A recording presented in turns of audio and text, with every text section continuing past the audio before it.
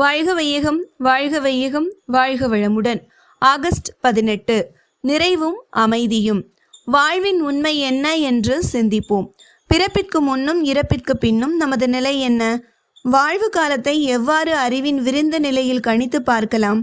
அறிவை விரிவாக்கிக் கொள்வோம். உண்மை உணர்வு ஏற்படுகின்றது.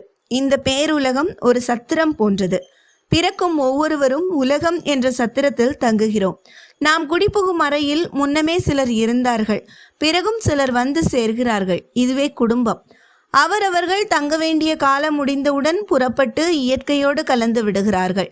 வாழும்போது உடன் வாழ்பவர்கள் நட்பு ஏற்படுகிறது. அது முன்னும் இல்லை பின்னும் இல்லை. ஒரு குறிப்பிட்ட இடத்தில் ஒருவருக்கொருவர் உதவி கொள்ள இந்த நட்பு பயனாகிறது. வாழ தெரிந்தவர்கள் இந்த நட்பை வளர்த்து வருகிறார்கள், இன்பம் அடைகிறார்கள். வாழ தெரியாதவர்கள் நட்பை குலைத்து துன்பத்தை பெருக்கிக் கொள்கிறார்கள். மேலும் ஒரு உண்மை உணர்வோம். பேருலகம் என்ற சத்திரத்திற்கு வரும்போது எவரும் எதுவும் கொண்டு வருவதில்லை. அதிலிருந்து புறப்பட்டு போகும்போதும் ஏதும் கொண்டு போவதில்லை. மக்கள் பற்று, குடும்ப பற்று எங்கே? சொத்து பற்றோ பொருள் பற்றோ எங்கே இருக்கிறது? இன்னும் விரிந்து உணர்வோம்.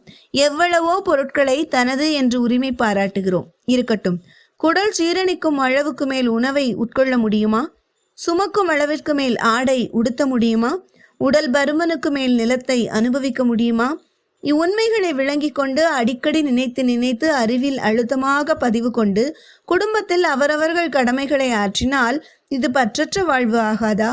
எந்த சிக்கலையும் எளிதில் தீர்க்கும் கூர்மையும் அறிவுக்கு எப்போதும் இருக்கும். நிறைவும் அமைதியும் இந்த நிலையில்தானே கிடைக்கும். இதை விடுத்து குடும்பத்தை விட்டு ஓடிப்போகும் கோழைத்தனம் துறவு ஆகுமா? தன்னை வளர்த்த வாழ வைத்த சமுதாயத்தையும் ஏமாற்றிவிட்டு தானும் ஏமாறும் ஒரு இழிவான செயல் அல்லவா? கடமைகளை மறந்து நழுவி போய்விடும் செயல். அருள் தந்தை வேதாத்ரி மகரிஷி.